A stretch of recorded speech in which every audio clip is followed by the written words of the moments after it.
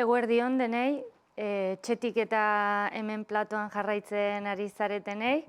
Gaur goizeko bigarren panelari edo mahaiari emango diogu hasiera. Ni Idoia Zengotita bengoa nauzue, Iratzar Fundazioko kidea. Eta momentu honetan mahai hau dinamizatzen edo gidatzen saiatuko dena.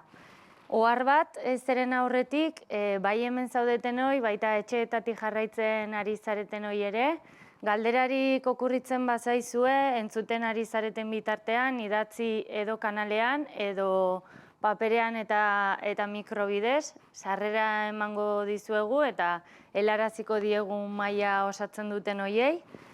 Eta hau esan da, hasiera emango diogu bigarren mahai honi, panela berdina izaten jarraituko du eta panelaren izenburua bada boterea okupatu elkarbizitza ona eraikitzeko, baina mahai honetan intersekzionalitate edo elkargurutze batetik arituko gara eta bada goizean jada hasiera eman dioten instituzio, komunitate eta hori eraldaketa prozesu baten jartzeko intersekzionalitate, elkargurutze edo josketa horri emango diogu.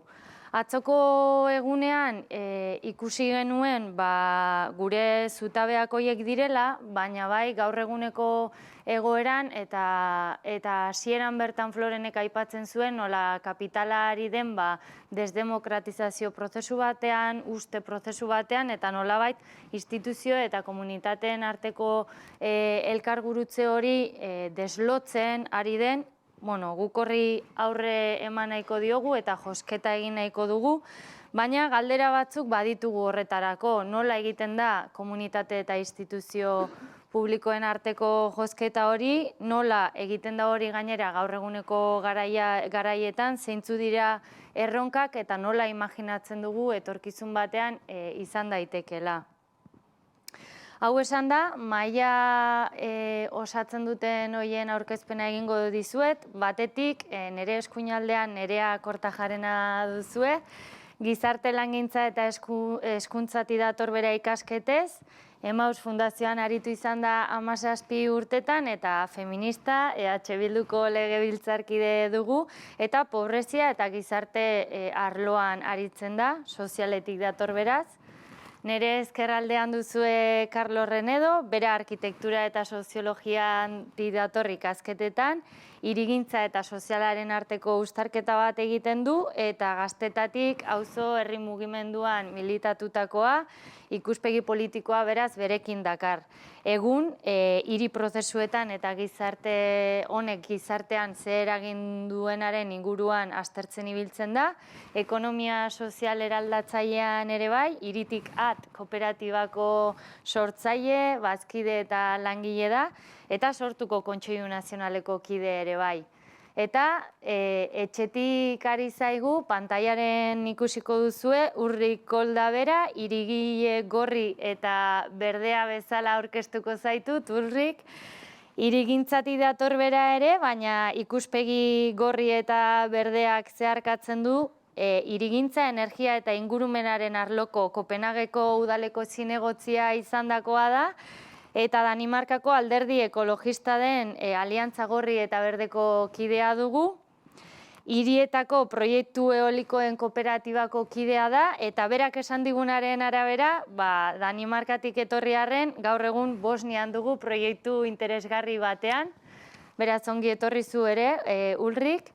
Eta galderekin hasteko, bai aurkezpen hau formala izan bada ere, eskatuko nizuek ezuetariko bakoitzari oso laburrean azaltzea nola heldu zareten, inketude edo militantzia esparru horretara, nola ari zareten horietan eta batez ere kokaleku horietatik nola bizi ulertu eta praktikatik ekin duzuen pandemia garai honetan.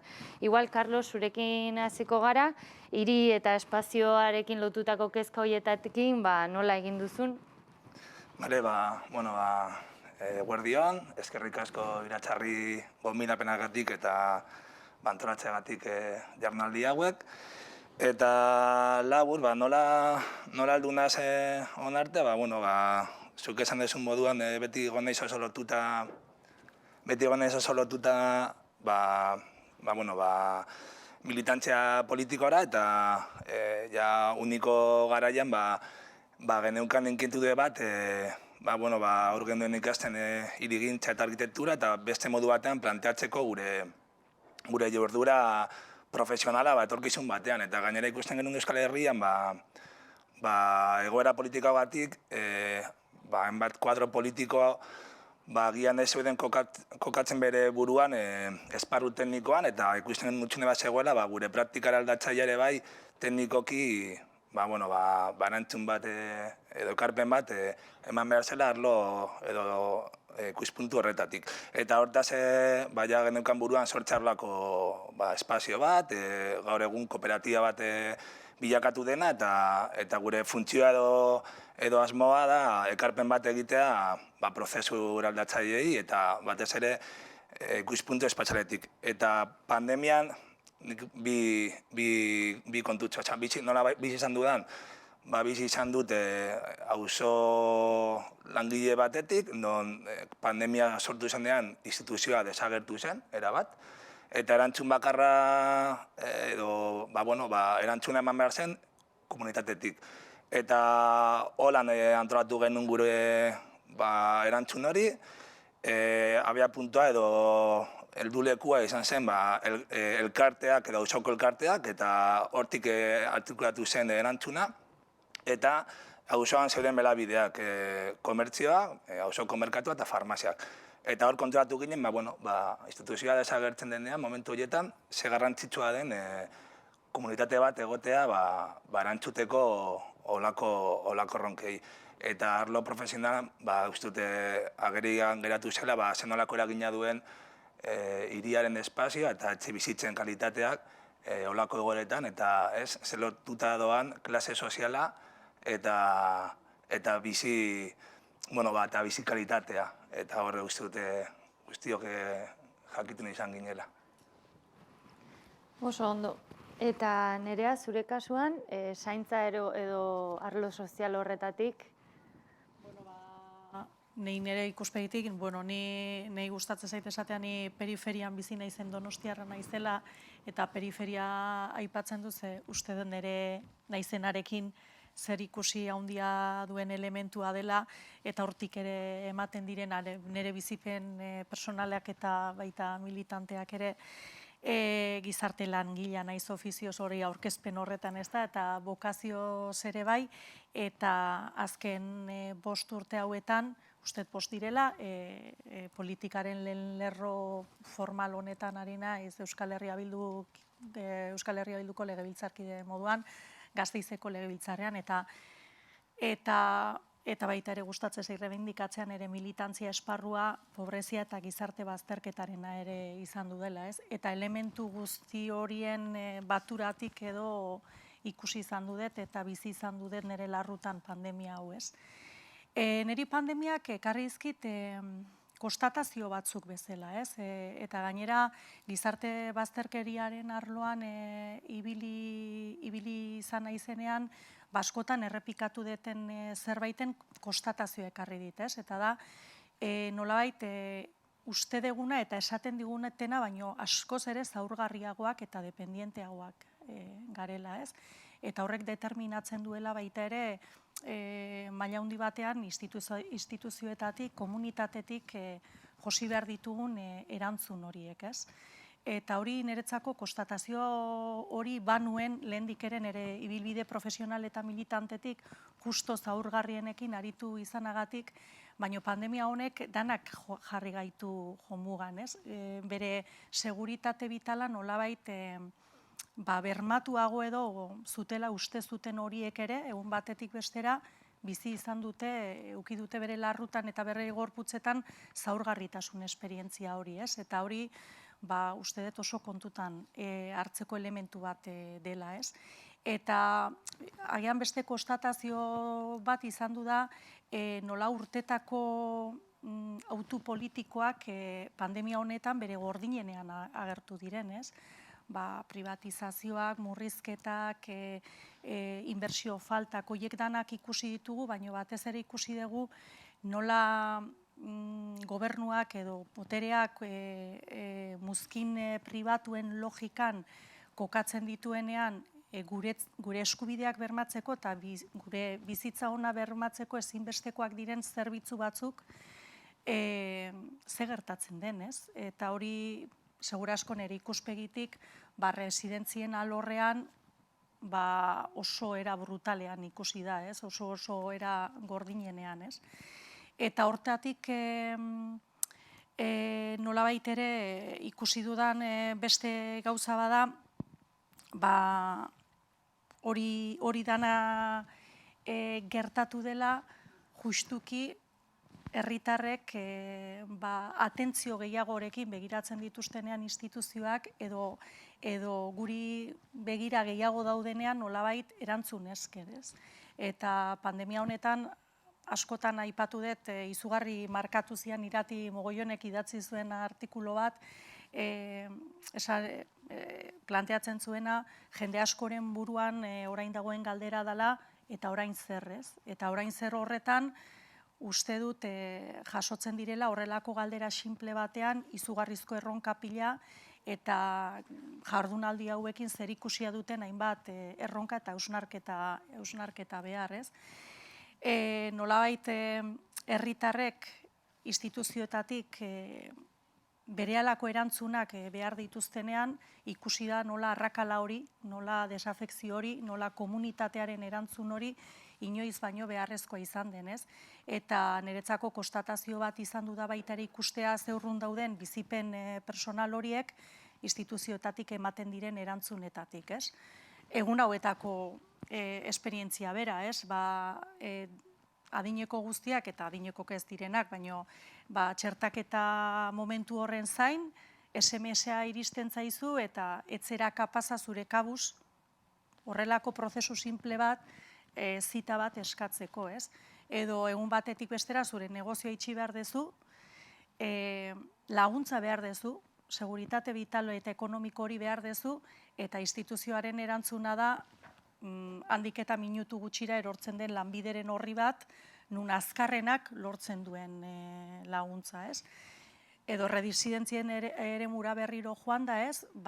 Ikusi dugu nola klabea ez den izan pertsonak zaindu eta babestea, klabea izan da instituzioek bere ardurak nolabait babestea, beren bizkarrak babestea, eta hor adibidez, intersekzionalitateak sortu beharrean, adibidez, pentsatu beharrean nola berrantolatzen ditugun zenbait espazio fisiko ere eta gure hiriak segurtasun eskaintzeko, beharrezkoak diren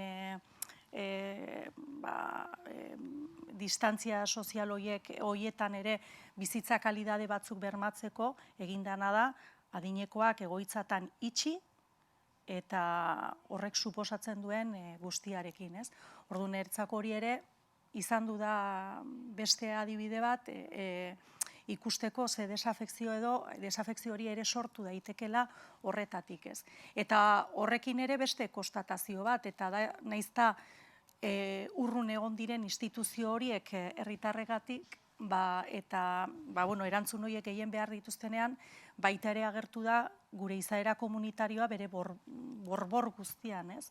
Eta ikusi dugu nola oso denbora gutxian kapaza izan dudan komunitate hori bere horretara itzuli, bere honena atera eta bestelako sare batzuk josiz, zaintza esperientziak eta ikuspegi horretatik oso emozionanteak eta segurtasuna eskaintzen zuten esperientziak emateko, ez?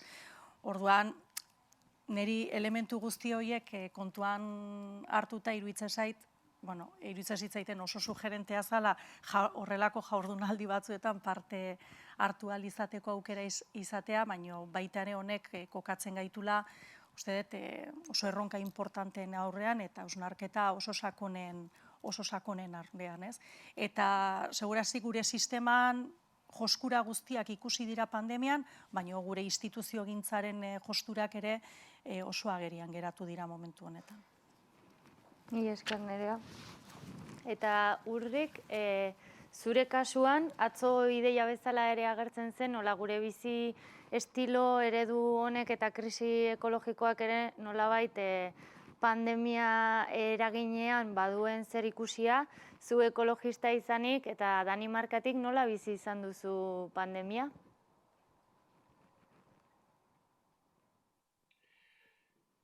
Bien, primero quiero decir muchas gracias. Lehenik eta behin esan nahi dut, eskerrik asko Iratzarri, eskerrik asko gonbidapenatik, hola, kaixo Idoia, Carlos, Nerea, denoi. Plazer handia bada berriz ere zuekin egotea, arpegi ezagun hoiekin eta arpegi berriekin egotea noski. Eta agur bero bat, eta besarkada bat, estu bat, Aliantza Gorri Berdearen alderdiaren partetik, Danimarkatik. Beraz, pandemiari buruzko gogoetak, ederki. Dinamarka nola bizi izan dugun, bi ideia daude hemen partekatzeko. Lehen da bizi, COVID-a iritsi zen oso momentu kaproi batean. Hau da, Danimarkako agertoki politikoan. 2019 inguruan, jadanik metatu egin ziren mugimendu sozialak, mobilizazioak, protestak egon ziren. Beti ere, larrialdi klimatikoak kontzientzia soziala sortu zuelako eta politikoa. Eta gobernu berri bat sartu zen, pandemia aurretik ere bai, gobierno sozialdemokratak bere burua behartuta ikusi zuen legieri bat proposatzea. Hau da, neurri edo helburu oso ambiziosoak 70%an murriztu nahi izan zuen hamarkada batean karbono isurpenak. Listo, pun, eta iristen da pandemia eta adostu den guzti hori. Eta erabaki den guzti hori etenda gelditzen da, ikusiko dugu batenpean. Hau da, hori da emaitza, hau da, protesta sozialaren espazioak desagertu egiten dira bapatean. Eta interesgarriena izan zen, mobilizazioak proposatu egiten zutela eta beto ekonomiko desberdinak planteatzen zizketela sistema kapitalistari.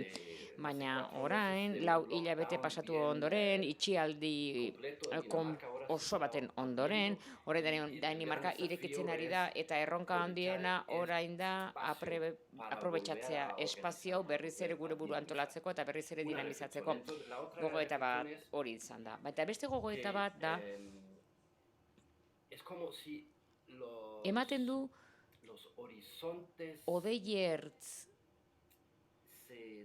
odeiertzak desagertzen ari direla, hau da, odeiertz politiko horiek, garai batean genituenak, hau da, ikus daitekena eta politikoki irudikatu daitekena, bai bere espazio dimentsioan, baita ere denbora dimentsioan.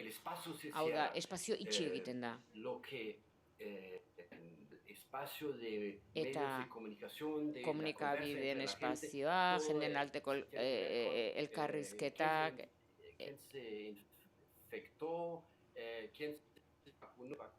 hau da, horrek guztiak zer ikusia du, nor bakunatu den, nor ez den bakunatu, eta badago ikuspegi bat gizadiaren parte garela, eta ekintza bat egin behar dugula nazioarte mailan, eta baita ere nazioarteko elkartasunik ematen du ez dagoela momentu horretan. Beraz, espazioa esan dezagun itxita gelditzen da, edo gutxieneko adierazpenera murrizten da, hau da, denboraren sensazioa ere. Hau da, ez dugu jadanik hitz egiten zen mundu nahi dugun etorkizunean zen da, etorkizuna zer eraiki nahi dugun baizik, eta hitz egiten dena da nahi dugu 2020ko urtarrilera bueltatu, pandemiaren aurreko garaietara. Hori onena balitz bezala, baina ez da positiboa. Eta beste erronka handi bat dugu, bigarrena, hau da, ireki egin behar ditugu odeiertz horiek lan politikoan eta antolakuntza mailan. Eskerrik asko, Urlik. Bueno, hirurentzako galdera bat, eta zerikusi handia hain zuzen ere hirurok atera duzuelako nolabait, instituzioen gaur eguneko logika agerian utzi dela, edo eredu kapitalista, bera agerian utzi dela pandemia honetan, baina eta aurrik berreskuratzen dute esan duzun hori, hortzi mugak irudikatu behar ditugula eta jardunaldi honen izenburuari so eginda pixka bat, instituzioak eraldatu eta berpentsatzeko, hain zuzen ere, hiruok gonbidatu zaituztegu, hirurok ere uste dugulako praktikatik asko egin duzuela eta ekarpen asko egin duzuela instituzio gintza hori eraldatze eta berpentsatze horretara, komunitatea eta instituzioa nola elkartu daitezken eta nola egin eraldaketa, herri eraldaketa bat alde horretatik. Beraz, proposamen bezala, botako dizuedana da bakoitzak duzuen proiektu maitatu bat, edo kutxun bat hartzea eta hor izan dituzuen irakaspenak gurekin partekatzea, nola egin duzuen josketa hori, zer irakaspen, nola bizi izan duzuen eta hori konpartitzea. Igual, Urrik, zurekin hasiko gara oraingo honetan, zure proiektu bat aurkeztuz eta horko irakaspenak guri eskainiz.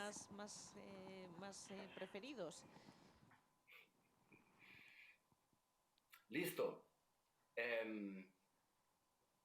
Para comenzar, dar un poco de contexto, Bai, hasteko testuinguru bat, Aliantza Gorri eta Berdea, bada bigarren indar nagusia Danimarkako hiriburuan, eta guk hiriaren kudeaketan lan egiten dugu, baina hau ez da boterea izatea, ez da? Bi gauza desberdin dira, niz eta askotan gure buruari esaten digun, alkatetza dukitzea boterea dukitzea da, ez da? Ez du zertan horrela izan. Eta gure alderdiaren kasuan, Kopenhagen, badago alor bat funtsezkoa dena, eta da hiriaren ingurumen eta energia garapena. Eta horrek beti jendearen kezka biltzen du, eta enpresa publikoek ere interes handia dute honetan, energiaren kudeaketan, zaurren kudeaketan, berogailuarekin lotutako gaietan, eta kezka beti izaten da nola demokratizatu hori guztia, nora eraldatu ekologiari dagokionez jasangarriak izan daitezen eta sozialki justuak izan daitezen. Hori pixka testuinguru moduan. Beraz, hori guztia kontuan izan da, duela 20 urte, eta proiektu honetaz hitz egingo dizuet, duela 20 urte, herri kooperatiba batek Kopenhagen bultzatu zuen garai hartan, offshoreko parke eoliko handiena zena. Kopenhageneko portuan bultzatu zuten, haren eraikuntza, hainbat urtetan, lan egin zuten kanpaina batekin, afiliazio bat bultzatzen zuten, 10.000 bazkidera iritsi ziren, hiri kooperatiba horretan, eta herritarren kooperatiba horretan, eta kooperatibak bere lanaren bitartez presioa egin zion hiriari beraiek ere sozioak izateko. Beraz, proiektuaren erdia hiriarena zen, Kopenhagenen hiriarena, eta beste erdia kooperatibarena. Beraz, bazeuden udal enpresa eta kooperatiba jabetzan. Eta abia puntua izan zen, aizu, eta nire partean nirea da, eta zurea da. Hori argi zegoen hasieratik, zer gertatu zen? Udalaren enpresa, energiaren arloko enpresa, momentu batean bere partea privatizatzeko erabakia hartu zuen. Erabaki zuen, privatizatu egin behar zuela, eta enpresa pribatu bati saldu zion, mozkinak egon ziren bitartean, eta baiketak egon ziren, dirua beste modu batera erabili ziren. Beraz hori gertatu zen. Gero, berriro, hildo politikoa aldatu zen, eta hiriak beste ikuspegi bat zuen, beste estrategia bat zuen, eta batean batzuen helburua izateko karbono emisioetan neutro izango zen lehenengo hiria, 2025erako. Eta orduan, hiriak berriro erosten du, bere partea, lehen baina garestiago, eta berriro publifikatu egiten da pribatua zen parte hori. Eta bere politika da instalazio gehiago eraikitzea, energia berriztagarri gehiago sortzeko. Baina ez du aurkitzen hori hirian egiteko modu egokirik, eta orduan hasi ziren Danimarkako beste leku batzuetan eraikitzen, hiritik 200 kilometrora, 400 kilometrora, eta eredu berdin horrekin, jatorrizko proiektuaren eredu horrekin berarekin planteatu zuten, elkarrekin edo beste bazkide batzuekin eraikiko dugu, bilatuko ditugu bazkideak, tokikoak, eta gertatzen zena zen toki mailan askotan ardura edo kezka ez zela eraldaketa energetikoa, trantsizio berdea, alegia. Askotan jendeak kezkatuta zegoen enpleguaren beharrarekin. Eta nahi zuten toki mailan enplegua sortzea, eta orduan beraien planak ez zetozen bat udalaren planekin.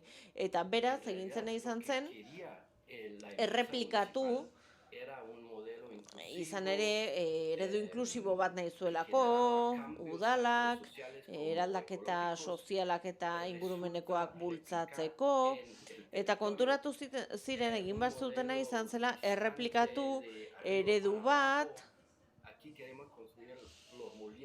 eta agian beraien jarrera izan zen zurrunegia, eta beraien planteamendua izan zen, bueno, guk erabaki dugu, eta horrela egingo dugu, eta onurak zuentzat izango dira, ulertu ala ez.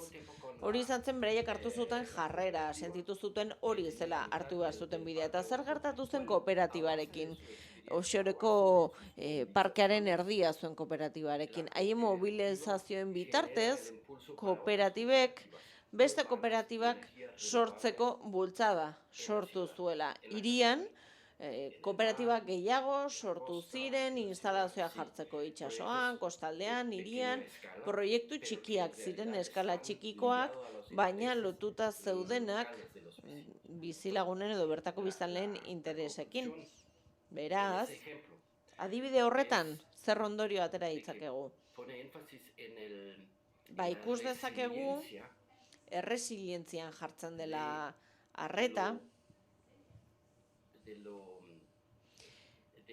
Zeren erresilientzian? Komunitatearen antolatzeko moduaren erresilientzian.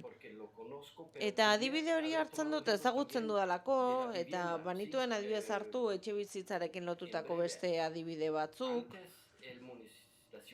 Eta agian labur-labur aipatuko dut. Lehen, Kopenhagen, hiria bera zen, etxe jabe handiena.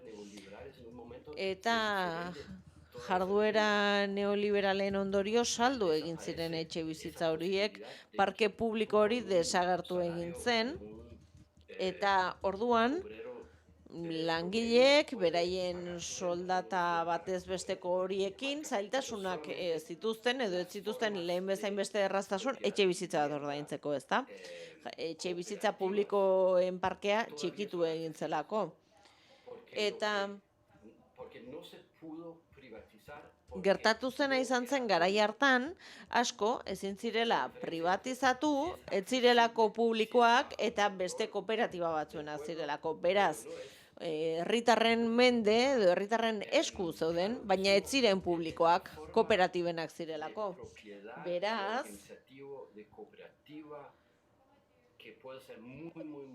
kooperatibaren formula horrek gurean balio izan digu honetarako, baina arazoa izan daiteke agian ez dela nahikoa izango representatibitatearen arazoa konpontzeko, inklusioa bermatzeko, edonor ezin delako kooperatibista izan, ezta?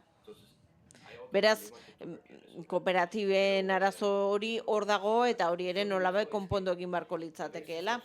Baina ondorio gisa, agian esango nuke guk ezker erradikal gisa, batzuetan gure burua engainatu dezakegula. Askotan guk hartzen ditugun ideiak atera egiten ditugu herri mugimendutik eta sartu nahi ditugu udal enpresa batean adibidez, baina emaitza ez da izango berdina. Herri mugimendua ez dagoelako enpresa horretan. Eskerrik asko, Ulrik. Eta nerearen kasuan, zein da esperientzia hori, ze irakaspen?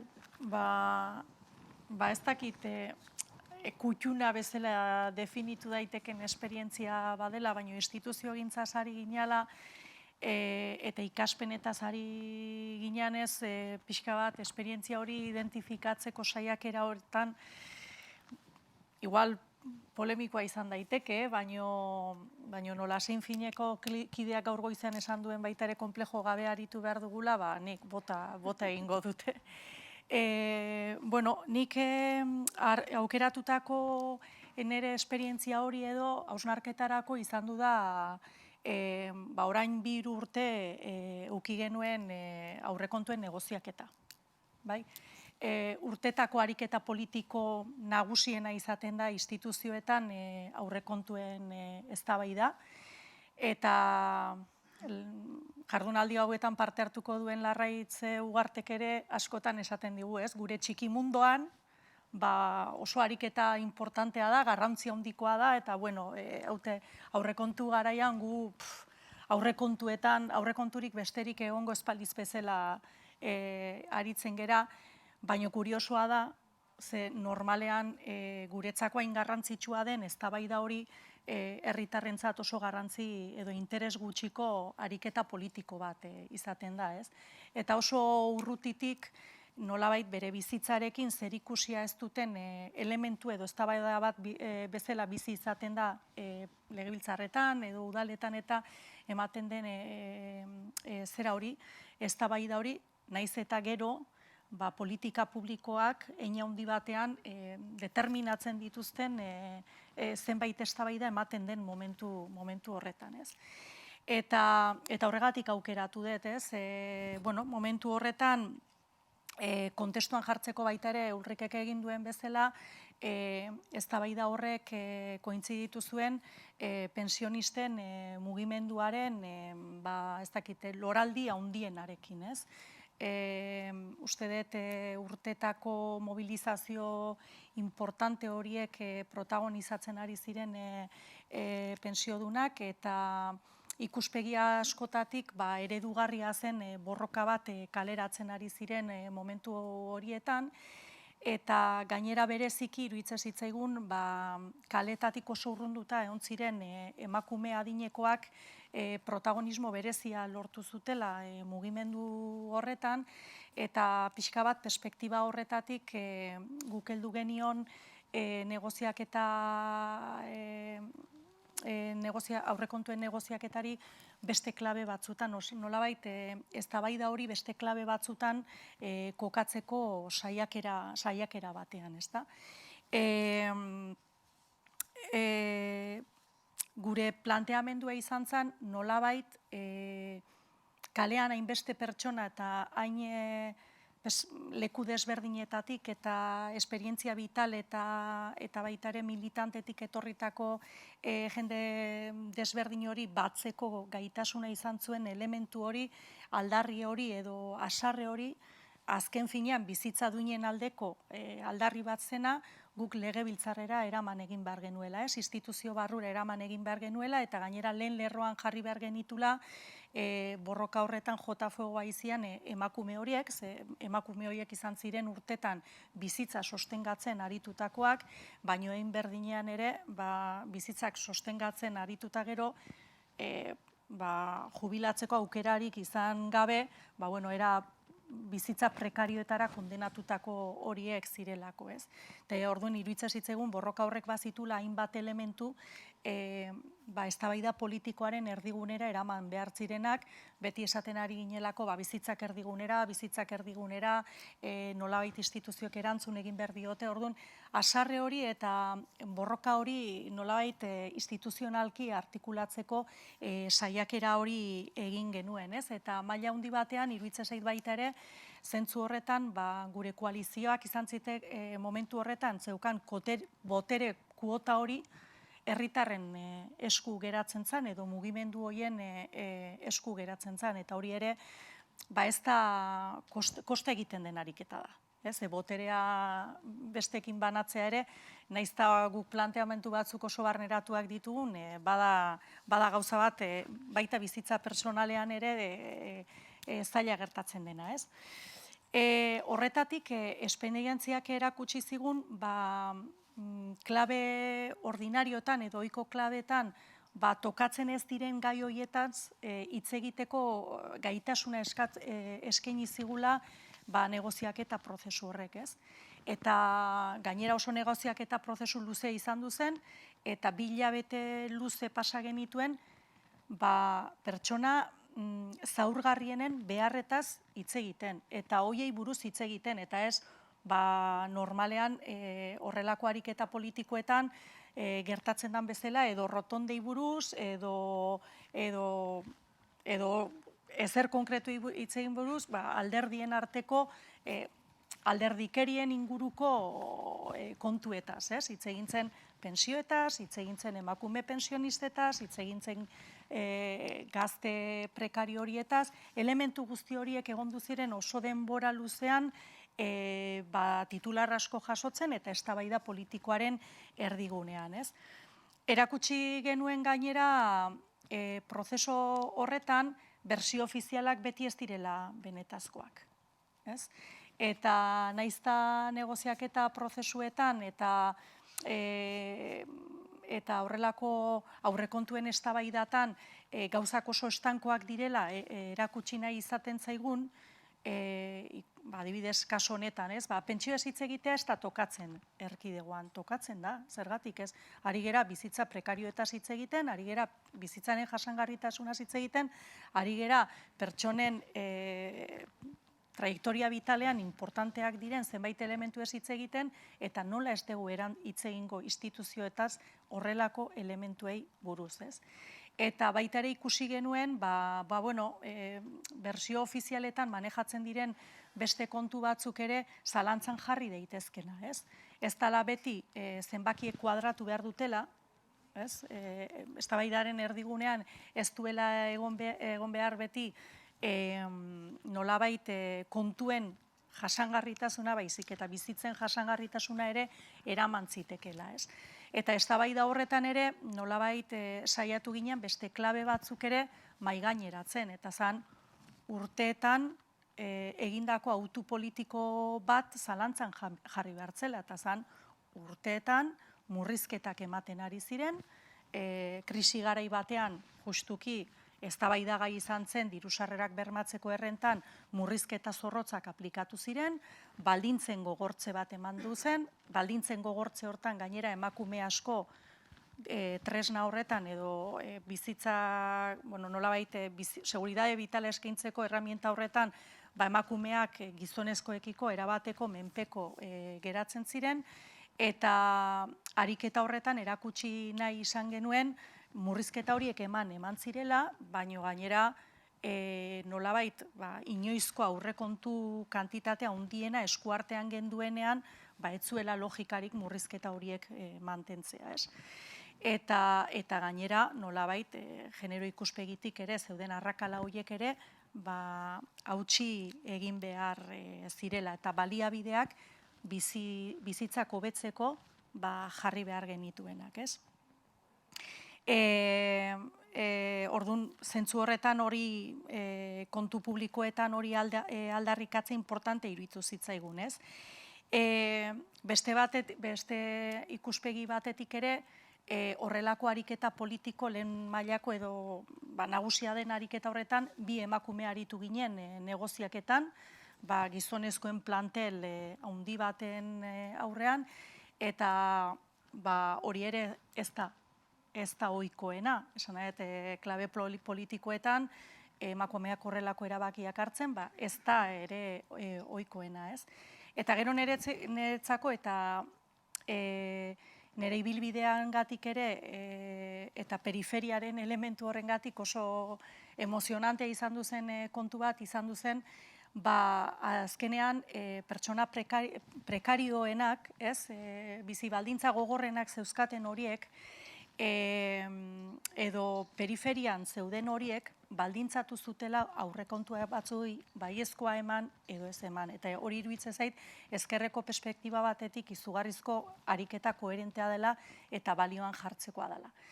Ikaspen asko utzi zizkigun, baino bada ikaspen bat oso importantean niretzat, eta da guk pensionisten aldarrikapenak eraman nahi izan genituen eztabaida politikoaren erdigunera, baino pensionistek ez gintuzten babestu prozesu horretan. Batzutan hori guk diseinatu genuen prozesu guzti bat, perspektiba eraldatzaile batekin, elementu eraldatzaile askorekin, elementu guzti horiekin jarri ginen beste botere hegemoniko batekin, buruz buruko batean, kalean zegoen aldarri hori eta nolabait haserre hori eraman nahi izan genuen legebiltzarrera eta eztabaidaren erdigunera banatu nahi izan genuen boterea, baina banatzera joan ginean ikusi genuen guk egiten genuen eskari horrek ez zuela bat egiten, edo ez zala bere horretan ulertu aldarri horren protagonista zirenekin, ez? Ze hor, egia da, tirabirak izan genitun, adibidez, pensionisten mugimenduarekin, nahiz eta guk konpartitu genuen negoziaketa horietan gertatzen zena, zeuden eskaintzak. Horregatik esperientzia kutxuna da, ariketa importante badelako, eta batzutan ere konplejoak kentzen ditugunean, horrelako ariketak ere balioan jartzen hasi behar dugulako, baino gero baita ere, saiakera horretan nola ustartzen ditugun kalean, gaur goizan ere asko hitz egin da, kalean sortu behar dugu mugimenduarekin, Ulrikek ere esaten zuen, orain, nola saiatzen gera, nola baita erreplikatzen,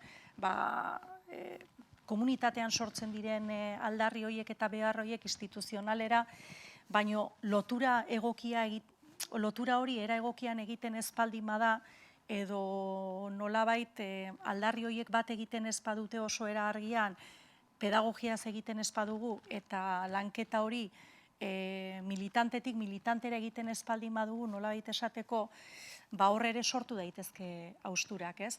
Eta Ulrikek bukatzen duenarekin bukatuko dut nik ere, ze iruditzen zait maila batean, hor askotan gertatzen zaigun pulsio bat ematen dela, eta da herritarrekin, edo herritarrentzat, baino herritarrekin kostatzen zaigu, eta iruditzen zait hor bilatu behar degula, ez? Ez dakat formula magikori jakiteko nola egin behar dugun hori, baino bai iruditzen zait esperientzia bat onera ekartzeko, ze naizta dituen elementu oso importante batzuk kalean zeuden horiek eta gure plantxaren motibatzaile izan ziren horien aldarriak ez zituzten asetu.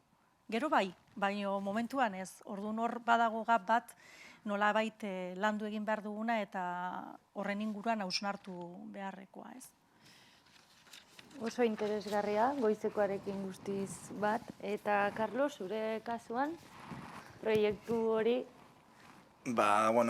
Esan genuen ez proiektu kutxuna izan behar zela. Egia esan nahiago nun beste eskalako proiektu bat aurkeztu, baina uste dute egungo mailaren gaiarekin bat datorrela Txirikorda proiektua Usurbilen garatzen ari garen proiektua. Teostengurua, Usurbil Gipuzkoako herri bat da, 6.000 biztanle, Donostiatik nahiko gertu.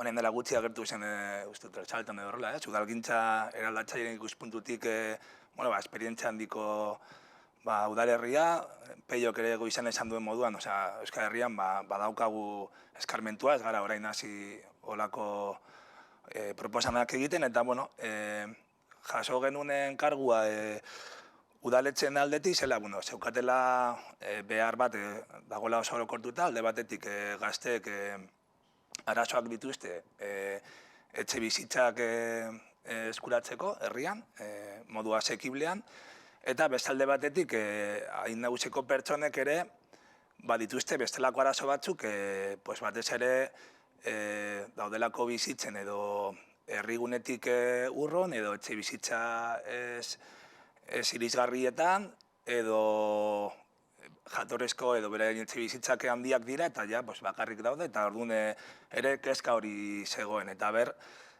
posiblea zen uztartzea bi behar horiei erantzutea eta proiektu bat eraikitzea bi kolektibo horiekin. Eta gainera, txirikor da ez, posiblea zen bata bestea osagarritza, hau da, adin nagusiko pertsonek esperientzarekin ere, gazteekin konpartitza espazio bat, eta besteek, igual gazteek zaintza ikuspuntutik ere bai laguntzea beste kolektibo horri, beren adintarte egoera horretan. Ondo, zegoen espazio bat, ekipamendu publikoa jartzeko, posiblea zen, etxe bizitza eredu bat, horrela, eta aldi berean, ez zuten nahi izatea etxe bizitza bloke huts bat, nahi zuten ere bai, ekipamendu kutsu hori ez galtzea, eta herrian ere bai, jendeak ere erabiltzea eraikin hori. Ez bakarrik bertako biztanlean, baizik eta ere herriko besteak ere bai hurbiltzea eta erabiltzea. Beste osagi bat oso interesgarria, eta beste osagi bat moduan plantatzen zuten, baina guk ez dugu nahi udaletxe moduan zerbitzu bat eskaini. Zandu nahi duguna da, alba da, autogestioan oinarritzea eredu, hau da, hor dauden bizilagunak komunitate bat osatzea. Orduan, abiapuntua oso interesgarria zen, erronka oso potentea zen, eta horrekin ziren un prozesu bat, eta uste dut gaur hemen bota diren elementu asko jasotzen direla hor, ez? Instituzioak bere baliabideak jartzen ditu, behar batzuk asetzeko, baina aldi berean ez du nahi zerbitzut bat eman nahi duena da, komunitate bat sortzea jakinda ere, komunitate hori epe ertain batean izango dela subjektu aktibo bat, egingo duela ere, ez dute igual izango kontraboterea, baina izango dela herrian ere bai, beste agente bat eta hori interesgarria dela. Eta gainera ulertzen duela, zaintzaren arazoa, berak ere onartzen du, igual ezin dela konpondu bakarrik instituzioetatik, baizik eta hobeto dela egotea olako espazio batean, pertsonen arteko elkar zaintza bat. Eta, proiektu horrekin, batez ere emaitza izan zen, abiatu genuen prozesu parte hartzaile bat, ze asmoa zen ere bai, komunitatea pizka bat ere bai jutea eraikitzen, eta plantatu genituen hainbat saio juteko zehaztapenak eta erabakitzen proiektuaren ezaugarri nagusiak.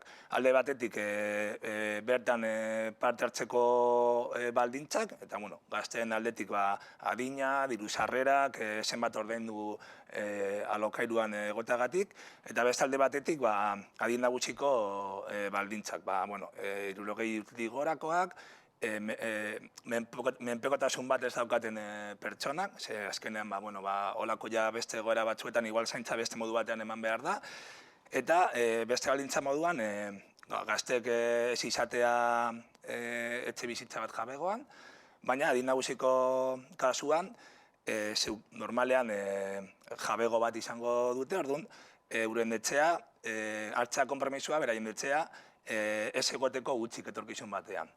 Edo alokairu publikoan egotea, edo ez egotea gutxik eta edo lokabiden, edo olako konpromisu bat.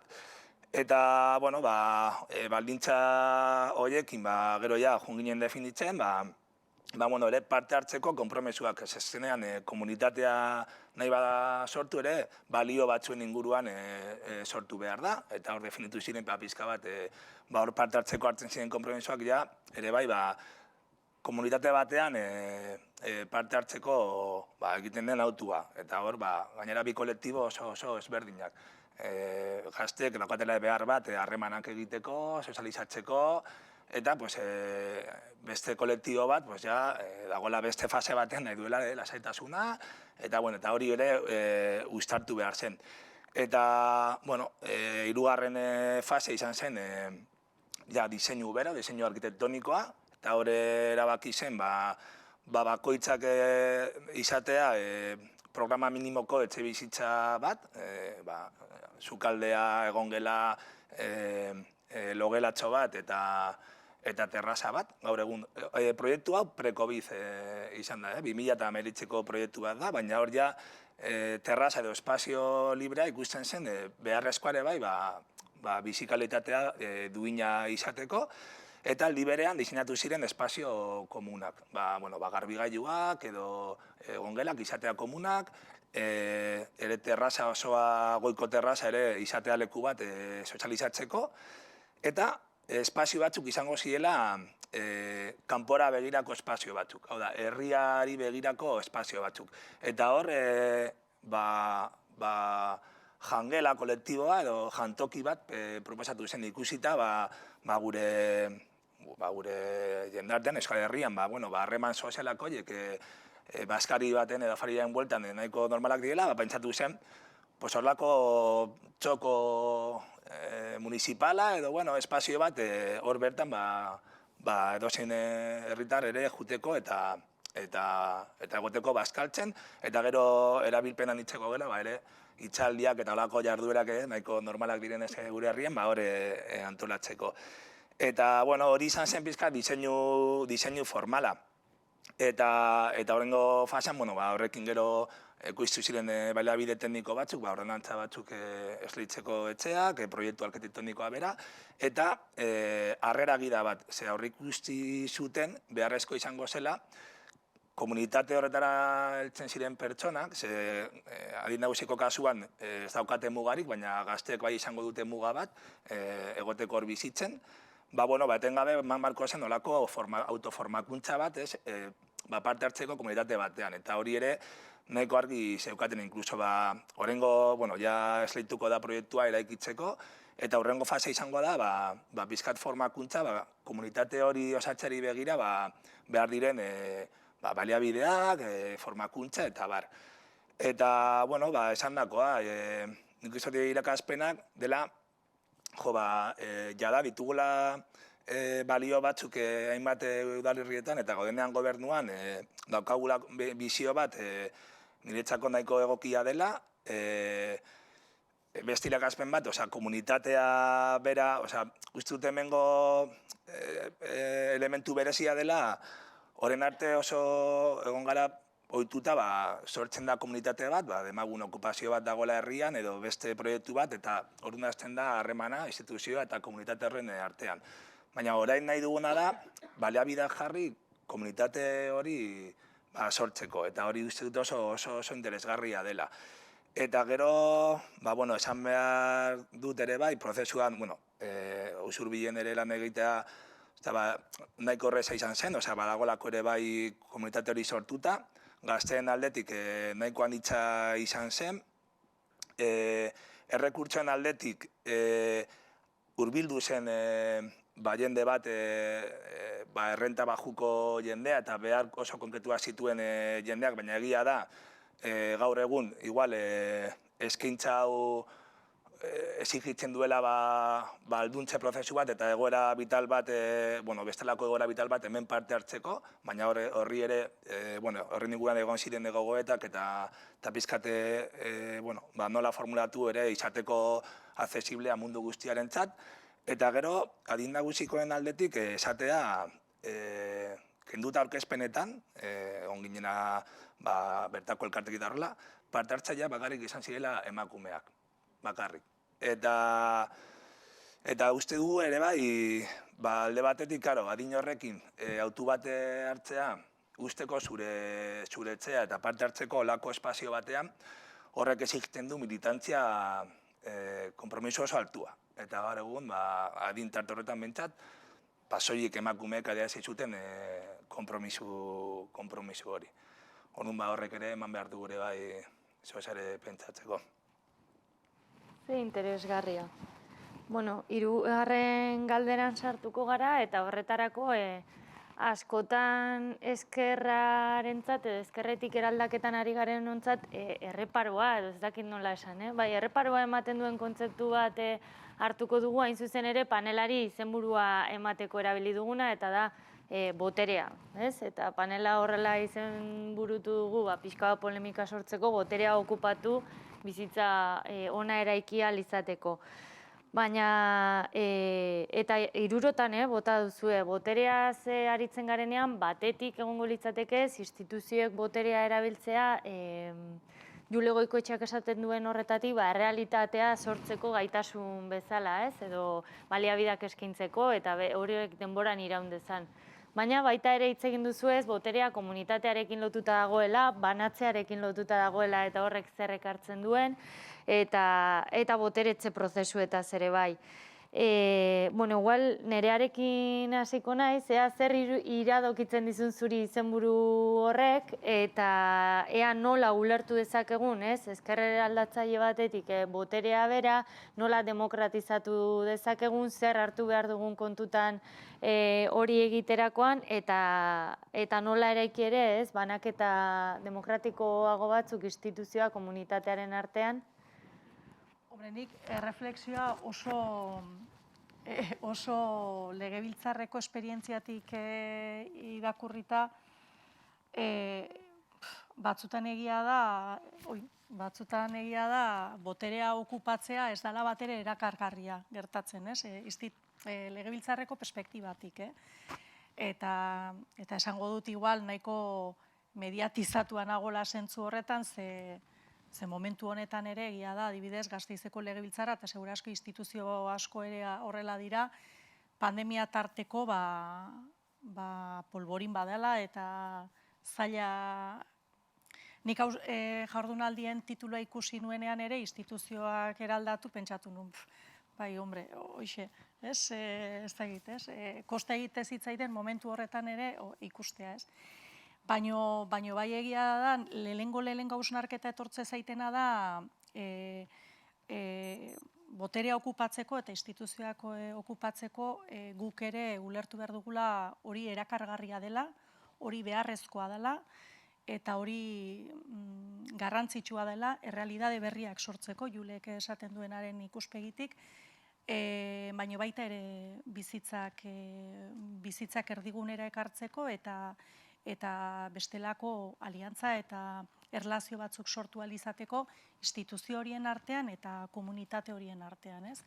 Ze iruditzen zait klabe oso desberdinetan ari garela momentu batzuetan, baina momentu honetan eta leheno hasieran esaten nuen, ez? Konstatazio batzuk utzi dizkidala niri pandemiak eta bat bada zaintzen eta babesten gaituzten instituzioak behar ditugula, klabe berdinean aritzen diren komunitateak behar ditugun bezala, ez? Eta horretan, eta gaur Pello Txandiano eta Patri Perales ere aritu dira horren inguruan, ez da, hautsi egin behar ditugula inertzia batzuk, nolabait, paraleloki sortzen diren bideak urratzeari utzi egin behar diogula, eta nolabait sinergiak sortu behar ditugula, eta indarrak batu behar ditugula, bai komunitatea eta bai instituzio gintzan, nolabait, norabide berdinean edo, helburu edo prisma berdinean kokatzeko. Eta bat izan ziteken hori, danak ongizate komunaren klabe horretan aritzea. Eta atzo jardunaldi hauek prestatzen ari nitzala eta honen inguruan bueltaka eginala nire kide eta laun Mikel Oterokin hitz egiten aitu ginean hontaz, eta esaten genuen, azkenek urte honetan ze pixu irabazi du ongizate komunarenak, bizitza bizigarriak, zoriontasunak, terrazak, eta horrelako kontuak, eta oso klabe desberdinetan aritzen dira oro har instituzioak, nahiz eta gero badiren esperientziak oso desberdinak direnak, baina nik goatzen naiz nola legebiltzarrean sartu ginean bai Otero eta baini, gure bilbideetatik zoriontasuna asko aipatzen genuen, ongizate komuna ere asko aipatzen genuen, Eta gogoratzen dut, gainera, eztabaida demografiaren inguruko eztabaida baten bueltan, Urkulluk nola esana zuen, herri honek zuen erronka nagusia natalitatearen azala, eta nola horrei erantzunez esan nion herri honek erronka asko ditula, eta batzuk izango direla demografiarekin binkulatuak, baino gehienak ondo bizitzeko politikekin zerikusia dutenak, eta jendea parrez hasi izan legebiltzarrean. Ze klabe hauek, nolabait, beste esparru batekoak direla, ez? Orduan, boterea okupatzearena, niri uste dut, ezkerreko perspektiba batetik, ezinbestekoa dugula. Osea, behar dugula, eta gainera hori militantzia eta borroka esparru bezala identifikatu behar dugula, eta balioan jarri behar dugula, ez? Eta ezker eraldatzailearen perspektibatik, nahiz eta ohikoa ez den, uste dut instituziogintza prestigiatu behar dugula. Ze instituziogintza ere egin daiteke klabe desberdinetan, instituziogintza egin daiteke ongizate komunaren perspektibatik, bizitzak erdigunean jarriz, usurbileko esperientzia aipatzen zuen Carlosek, nik oso gertutik jarraitzen dut, oso inspiratzailea gertatzen zaitelako adibidez Orereta Errenterikoa, ez? Eta uste dut, han soziologikoki ere, elementu oso interesanteak dituen herri handi bat izanik, ikustea ze prozesu eraldatzaile bultzatu diren instituziogintzatik komunitatearekin elkarloturik, eta gainera nola komunitate hori oso anitza izanik, danak proiektu baten bueltan edo idea baten bueltan, eta hori ongizate komuna izan da kokatu diren, uste dut horrek konstatazio bat usten digula, eskalaz eskala, ezker eraldatzailetik instituzioak okupatzeko beharra eta konpromiso hartu behar dugula. Eta oso erakargarri gertatzen zaigula bide paralelotik aritzea, eta hor gure militantzian aritzea, baina oso importantea dela militantzia eta borroka hori ere instituziogintzan kokatzea, instituzioak kalean dauden bizi esperientzia horietaz blaitzea. Ze, adibidez legebiltzarrean, pertsonen bizitzan determinanteak diren arauak, legeak eta horrelakoak erabakitzen dira. Eta horiek gure bizitza esperientziak eta gure bizitza proiektuak determinatzen dituzte, ez? Orduan, borroka kalean eta instituzioetan ematen espaldin bada norabide berdinean, gero gertatzen diren desajuste horiek, ez? Beti etortze zaigu gogora, erreferendumaren garaian hor superemozionantea iruditzen zitzaiten entzutea kalean, nola esaten zuten, els carrers eran sempre nostres, kaleak gureak dira, kaleak beti gureak dira, baina instituzioak ere gureak izan behar dira, penetrazio hori izan behar dugu instituzioetan ere, guk merezi dugun herri hori edo beste gizarte hori eraikitzeko bidean iruditzen zaitelako ezinbesteko dala. Eta hortan iruditzen zait, gaur oso adiaitu dut Sinn Féineko kideanen jarduna, ze iruditu zait oso potentea, eta uste dut konplejo batzuk gainetik kendu behar ditugula. Eta konplejo batzuk gainetik kendu, eta gure premisa guzti hauek, gure helburu guzti hauek, gure eguneroko jardunera eraman behar ditugula, ez? Eta saiatu behar dugula egunero instituziogintzan ari geranean ere, jendeak buruan duen eta orain zer horri erantzuten, baino ez gure burutik bakarrik, ez? Beraiek eskainiko dizkiguten errealitatetik. Eta inoiz baino beharrezkoagoa da, ze momentu honetan, Gasteizeko legebiltzarrean adibidez, pandemiaren aitzakian edo ez aitzaki horretan, aurretik ere oso urrun geratzen zen instituzio hori herritarrentzako, eta esango nuke maila batean hostila ere bazen instituzio hori, oraindik ere urruntzeko saiakera hori egiten dan, ez? Metafora gisa, badaukagu mahai gainean 4. biziberri plana, ez? Eta da pandemia garai honetan gure bizitza erregulatzen duen plana. Eta azkeneko eztabaidatako batean Urkulluk erakutsi zion Maialeni esateko nola ez du jakingo jendiak zein berdun bizi berri plana hemen dagota, ez? Pentsatzea zuk bizi berri bat markatzen duen plangintza oso bat, araudi oso bat eraikitzen dezula. Bizitza horiek determinatzen dituzten protagonista kontuan hartu gabe, bada boterea ulertzeko modu bat, eta nik uste dut guk badugula ardura eta konpromiso bat hartu beharra hori iraultzeko. Bizibarri bat eraiki behar baldin badegu, komunitatearekin eta herritarrekin egin beharko dugu. Eta ez elite parlamentario batzuen esku hori utzita, eta beste logika batzuen, ez ongizate komunaren logikan kokatzen diren jardun batzuen baitan utzita, ez? Orduan nik uste dut egin behar dugula gure bururako erakargarri nolabait instituzioak ere okupatzea. Guztiz.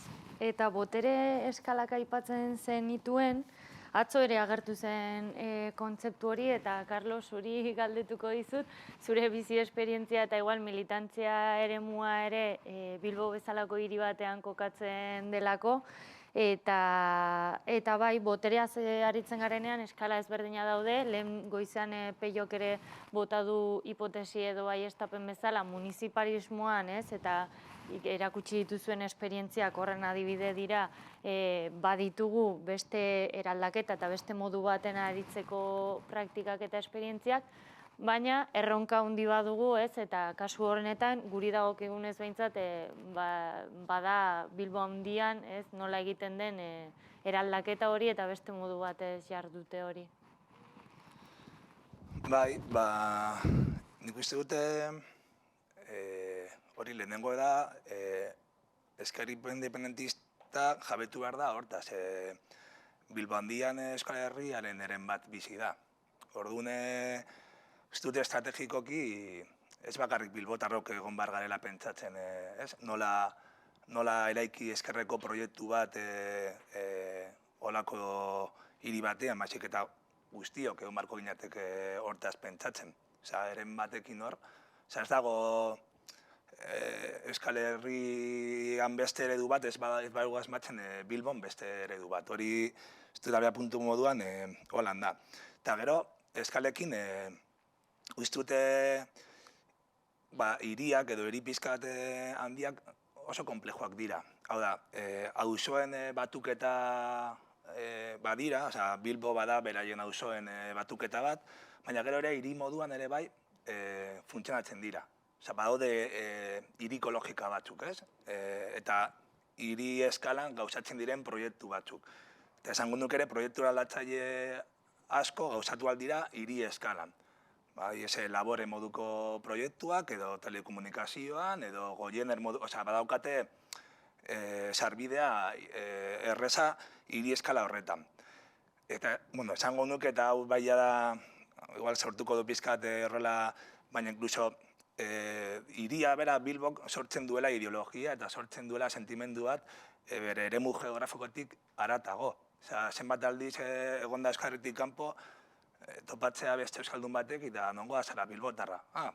Zeusokoa, bilbotarra, portukoa, jendeak ere bai kanpoan doanean eta horrela definitzeko eta ez marka moduan ere hori ere bai holan erabiltzen da. Eta, eskaleekin, esan uste dut, eskala batzuetan, nereak esan duen moduan, asmatzen ari garela da, errenterian edo Galdakao moduko herrietan, errenteria 40.000, Galdakao 30.000, Durango moduko herrietan, eta gaina errenteria eta Galdakao esan nuke soziologikoki elementu oso interesgarriekin, batez ere komposizioa soziologikoa, ez dut asmatzen ari garela bestelako udalgintza bat egiten. Orduan, badugu ja bide bat eginda. Egia da gero, hiri eskala, beste eskala batean, baina iruditzen zait handiegia geratzen zaigula eskala hori, Bilbo moduan. Batez ere, hori Euskal Eskumak eraiki duelako proiektu bat eta diskurtso bat, marka bera, turistifikazioa, eventoen hiria, eta, bueno, eredu ekonomiko oso bat horren inguruan, eta eskerrak batzutan oraindik dago oposizio fase batean. Ez dago beste proiektu bat kontra jartzeko, edo behintzat badu proiektua, baina igual ez du ondo entronkatzen bertako herritarrekin edo bizilagunekin.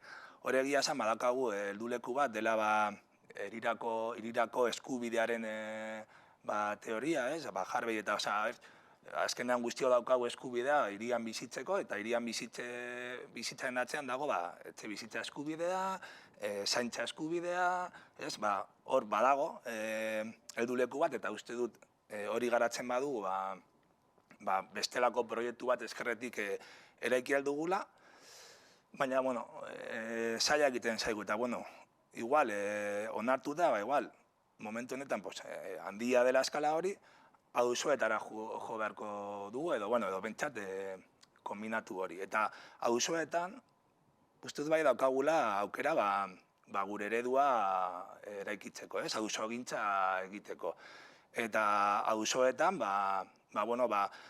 lehen Peiok esan duenez, burujabetza material guzti horiek igual auzo eskalan garatu aldira. Eta hor bai, topatu alditugu bai instituzioa, bai komunitatea, eta bai behar diren elementu ekonomiko, kooperatiboak edo teknikoak. Eta uste dute, gainera, lehenengo erronka moduan, izan beharko zen hori egitea auzo oso konkretuetan, Euskal Herrian bizitzan dugun aurreko hamarkaldietan migrazioagatik, eta ekonomikoki industrian egoteagatik Euskal Herria esan ditugu auzo batzuk direla oso antzekoak, auzo langileak, oso sarkituak gaur egun, etorri zirenak lanera, adin nagusiko pertsonak dira, orain etortzen ari dira migrante berri batzuk, eta gainera ekonomikoki oso agerikoa da, nire auzoaren errenta per capita dira 11.000 euro, eta hirian bertan erdiguneko errenta per capita dira 40.000 euro. Neko agerikoa da. Baina ez da hori gertatzen bakarrik Otxarkoagan, Baionako auzo batzuetan, edo Abetzukon, edo Sanduzelai, edo Altxan, ez daude oso urrun. Hori badaukagu Euskal Herrian, eta hor jende asko bizi da. Orduan uste dut, eskerreko nahi badugu, eta beti esaten badugu, lehenengo erronka dela, baldintza materialak hobetza, hor daukagu gure erronka nagusia. Hortaz uste dut, hortik hasi behar gara herri boterea, auzo boterea eraikitzen, eta aipatu ditudan hiru elementu horiek pixkat elikatzen. Eta uste dut, komunitateari begira gaur egun, igual ditugu auzo elkarteak, bere garaian funtzio konkretu batekin, pentsatu beharko genuke zen olako inbertsio humanoak eta parte hartzea egin behar dugu ezkerretik olako egituretan, berpentsatu zertarako dire iragonkorrak gaur egun olako espazioak, eta gero uste dut ere bai, gobernantza aldetik ere bai, berpentsatu behar dela auzo gintza hori egiteko ze baliabideak behar diren. Eta, hemen eratera da lehen, aurrekontu parte hartzaileak. Ondo, baina igual ere horren 2.0 bat pentsatu behar du, hau da, komunitatea implikatzeko, ez bakarrik parte hartze formal huts batean, emateko ere duen garrantzia eta jarri beharko dira baliabideak ere mahai gainean, eta jarri beharko da dirua. Kuidatu beharko dute diru bat, bintzat auzoetan. Bestela da dena prozesu bat, nahiko marketing edo horrela. Gobernantza hori bai ekonomikoa, baina bai erabakitze espazioak eta horrela berpentsatu beharko dira. Eta uste dute auzoen egiturak indartu beharko dira modu horretan. Eta gero, uste dute daukagune arazoa auzo horretan oso komplejua dela, eta segurazki ere inteligentzia kolektiboa jarri beharko dugu martxan, eta teknikoki ere bai bilatu beharko ditugu irten bideak. Eta uste dute, hor dagoela, hiriaren eskala, auzo gintzaren eskala, eta batez ere lehenengo erronka moduan, auzo langile horiek gaur egun ere, dela bizitzen egoera, nereak esan duen moduan, egoerak nahiko dauden egoera sozialak. Oso ondo. Eta Ulrik, ez gara zurekin ahaztu, badakigu hor zaudela. Lehen bota dituzu bi ideia, gai honekin lotuta daudenak, zure esperientzia interesgarria gainera aurkeztuz, batetik esan duzu instituzioetan egotea ez dauka zertan boterea izatearekin lotuta egon, eta hor badaukagula zer hausnartu. Eta bestetik ere, bota duzun esperientzia horretatik, behintzat hala iruditu zait, zuek hiriguneetan hain zuzen funtzionatu duzu oso ondo, eta ez aldiz eskala txikiagoko beste gune batzuetan, beraz. Zuen esperientziatik, hiriguneetan funtzionatze horretatik, ze irakaspen partekatu dezakezue gurekin, edo, behintzat guri konpartitu?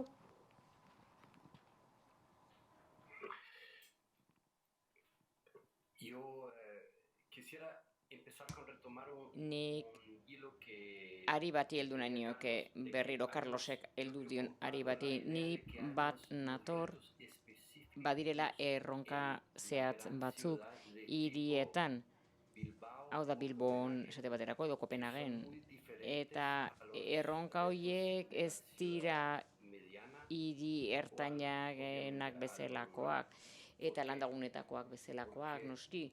Zergatik, ze hiri bat, hiri handi batean, eta gaine hiri globala izan nahi duen hiri handi batean esate baterako, edo nahi baldin badu inbertsioak erakarri nahi baldin baditu, nazioarte mailakoak, eta lehiatu nahi baldin badu adibidez Parisekin, Londresekin eta New Yorkekin, eta lehen nahi badu artean, biltzarren antolakuntzan, eta berdeena izan nahi badu, eta isa proiektuak egin, hau da proiektu bat Jaurtik kanpoaldera pixkanaka igotzen joateko lehiaketa interurbano horretan, maila globaloan. Zertarako lan esku kualifikatua erakartzeko, inbertsioak erakartzeko, eta gainera korapilo bat sortzeko finantza zentroen artean, edo gune bat sortzeko finantza zentroen artekoa. Hiri horietan, batez ere, proiektatu nahi den, edo transmititu nahi den ideia edo isla hori kanporantz, hori beti biztanleen interesetik gora egongo da, edo hortik kanpo egongo da. Eta horregatik uste dut erronka berariazko bat dela. Hau da, nola eraiki ikuspegi alternatibo bat horrekiko, ze askotan, esate baterako Bilboren kasuan, eta batere Kopenhagenen kasuan, proiektzio urbano oso indartsuak dira, eta askotan guk ezkerretik sinistu egiten dugu. Gu gara lehen mailan isa lehiakidea, baina gure ongizatearekin zer ikusia ez duena. Beraz, asko gustatu zait Nereak esan duena. Hau da, zuk hartu zenuen zorionaren bandera zure eskuetan, ikur hori hartu zenuen, eta desio hori erabili nahi izan zenuen, eta ongizate hori enfokatu nahi izan zenuen, eta egiazko aukera hori, zoriontsu izateko egiazko aukera hori, hau da, herritar gisa, gizaki gisa, hori funtsezkoa iruditzen zait, eta benetan eskertzen dizut gogorarazi diguzulako. Eta orain, kanpotik beste ohar bat egin nahi nuke, bai Carlosi eta bai Nereari entzutea oso aberasgarria da, eta zentzu honetan nabaritzen da zuek esperientziak eta lezioak ateratzen dituzuela maila askotatik, eskala askotatik. Hau da, gobernamendu egitura askotatik ateratzen dituzu ez irakaspenak, hau da, marko instituzional oso komplikatu batetik, eskualde mailatik, nazio mailatik, estatu mailatik, herri mailatik. Danimarkan elite gobernatzaile okurtu zitzaien herrialde bat gobernatzeko 4.000.000 dituenak, 2 maila besterik ez diela behar, estatua eta udalerria. Eta udalerriak 50.000 biztanle izan behar ditu. Ze orduan bat egiten du 100 udalerri izatearekin, eta hiri handienek udalerri handiagoak dituzte. Beraz, horiek dira ditugun marko instituzionalak, desberdinak dira gutxiagoak direla esan nahi du. Beraz, Idoiaren galderara itzuliz, nahi dugu boterea gure egin helburuak lortzeko. Bere ganatu horretarako. Eta hori ez da hain erraza, begi bistan denez. Nik uste dut elementu funtsezko bat dagoela horretan. Hau da, zein da bidea helburua lortzeko. Bidea baliteke ez izatea errepide asfaltatua zuzenean ara doana, baizik eta bidea da, behar bada, momenturen batean desbideratu egin beharko dugu menditik, eta batzutan beste bide zidorren bat hartu beharko dugu, edo beste bide bat hartu beharko dugu mugimendu partikularren laguntzaz, beste mugimendu batzuen laguntzaz, eta gainera eguneko ordu jakin batzuetan, edo denbora jakin batzuetan, edo bide hori elkarrekin egin genezake, beste batzuetan ez, eta hori da elementu funtsezkoa boterearen eztabaidan, eta nola sortu instituzionalgintza berriak boterean.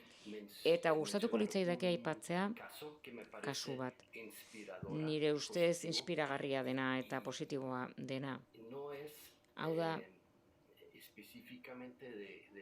ez dagokio zehazki Kopenhageri, ze zuek badakizue zer den erresuma batean bizitzea, estatu batean bizitzean, hainbat herri biltzen dituena, hainbat herrialde biltzen dituena, horietako batzuk oso aurreratuak burujabetzaren eta askatasunaren bidean. Danimarka ere erresuma bada, eta Danimarkan hainbat herri ere biltzen dira, 3 herrialde, horietako batzuk beren subirautzaren bidean daudenak, hegoaldean, erresumaren hegoaldean kokatzen da Danimarka kontinentala, iparraldean berriz, Atlantikoaren iparraldean badira beste herrialde batzuk, Faroe uharteak eta Groenlandia. Eta Groenlandian duela egun batzuk gobernu berri bat eratu zen, independentista den gobernua Groenlandian, eta hauteskundeak eren ondorioz, eta hauteskundean hautsi egin zen momentu horretan sozialdemokratak zuten boterea, 40 urtean izan duten boterea hain zuzen ere. Eta autonomia mugatu baten barruan, Groenlandiak duen autonomia mugatu horren barruan alegia, beti auzi politiko bat egon da. Independentziaren auzia beti da gai nagusia. Baina Groenlandiako ekonomia ahulduta dago. Beraz, hauteskunde horietan burujabetzaren gaia zegoen auzitan independentziaren gaia ere bai. Eta bazuen forma espezifiko bat. Zeren eta proiektu berde bat zegoen, horrela deitua, mehatzaritza proiektu bat zegoen, Groenlandian, eta funtsezko izan zen mehatzaritzaren gai hori hauteskundetan.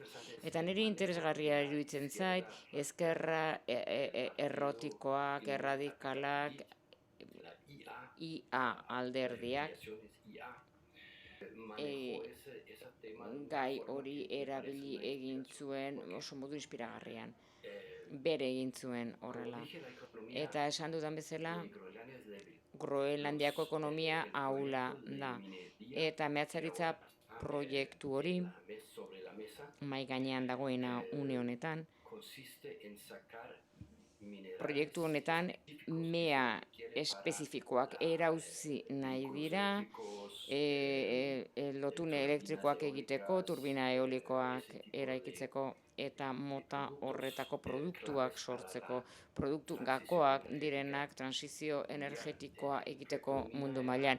Beraz, mehatzaritza proiektua izango zen munduko bigarrena eskala horretan sozialdemokratentzat. Jadanik 40 urtez gobernuan egondakoak Groenlandian.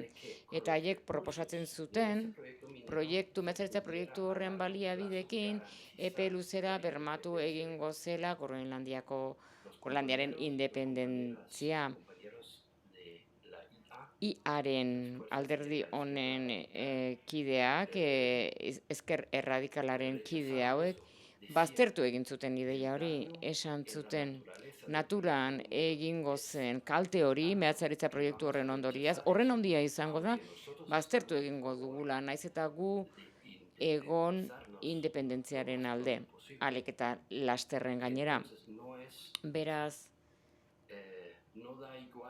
ez da berdin nola iristen garen helburura, baizik eta egiten dugun, jorratzen dugun bidea da funtsezkoa, edo izan daiteke funtsezkoa.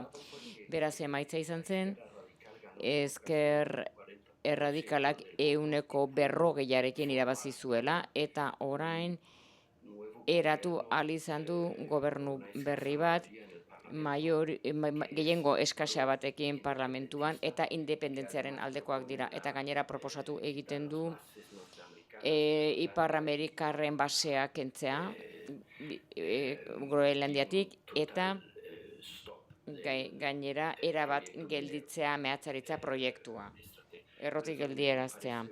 Beraz, horregatik iruditzen zait, kontatzeko moduko pasadizo inspiratzaile bat dela, ikusteko ze harreman dagoen alderdi baten, ezkerreko indar baten, herri mugimenduen artean, kasu horretan ambientalistak, eta baita ere zein den helburu nagusia, hau da, borroka politikoa. Oso interesgarria adibidea Ulrik. Antolaketako kideek esaten didate, denak ondo funtzionatu dezan denborak neurtzen goaz, beraz, 10 minutu ditugula, eta galdetu gabe ez du nahi utzi, bada ere mesedez titularretan emaizkidazue, eta Ulrik, zurekin hasten naiz, horrela ez daukazu zertan deskonektatu, zeintzu diren gaurko garaian zure usten ez ditugun erronkak, titularretan mesedez.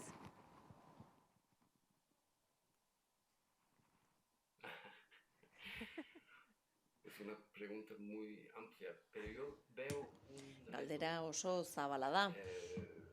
Nik erronka oso handi bat ikusten dut, behintzat bat, bai ikusten dudala, eta da beharrezkoa dela hezkuntza bat gertatzea trantsizio ekologikoaren eta justizia sozialaren artean.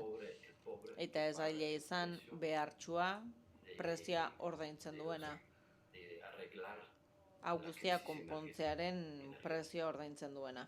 Krisi energetikoaren fakturaz ezala ordaintzen du pobreak.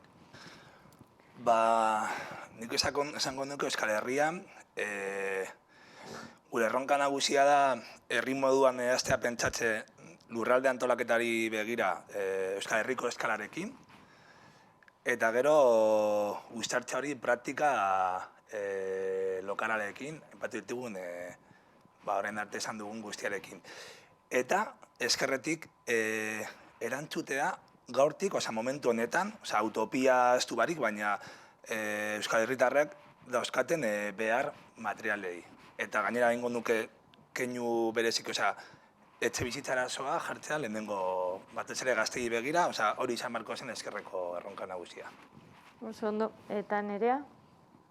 Nik oso laburrean hiru idea eta konpartitzen dut Carlosek esaten zuen hori.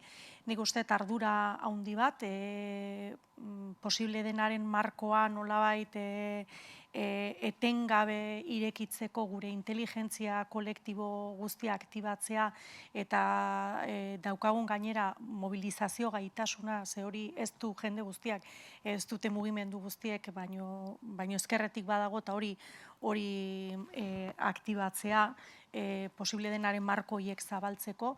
Bestetik, ondo bizitzea, zoriontasuna, helburu politiko bezala aldarrikatzea, eta hori zuzenean lotzen da Carlosek esaten zuenarekin, nolabait oinarrizkoak diren behar hoiei erantzun benetako bat eta artikulatzeako beharrarekin, eta horrekin erlazionatuta politika publikoen rebindikazio bat baitere, letra maiuskulaz egiten den politika horren rebindikazio bat eta hortan baitere instituzional gintzak izan dezaken garrantzia azpimarratzea, eta bukatzeko eta horrekin lotuta ere nik uste dut badugula ezkerretik ardura handi bat berdefinitzeko ongizatea zer den eta ondo bizitzea zer den.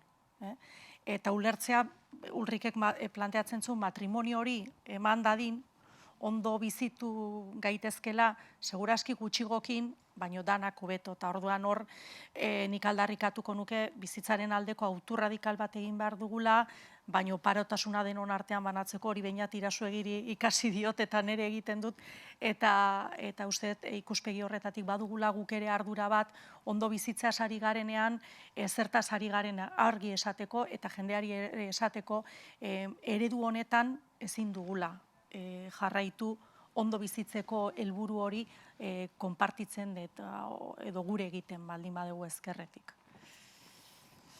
Mila esker, etxeko lan eta erronka potoloak ditugu, eskerrik asko Nerea, Carlos eta Ulrik, zuri ere eskerrik asko parte hartzagatik, oso interesgarria izan da, bota dituzuen ideia eta esperientzia guztiak, jakitea, bestaldean zaudetenok eta hemen platoan, arratsaldean jarraituko dugu jardunaldiekin, azken mahai inguru eta ondorioak izango ditugu, 4:00 elkar ikusten gara berriz gune honetan.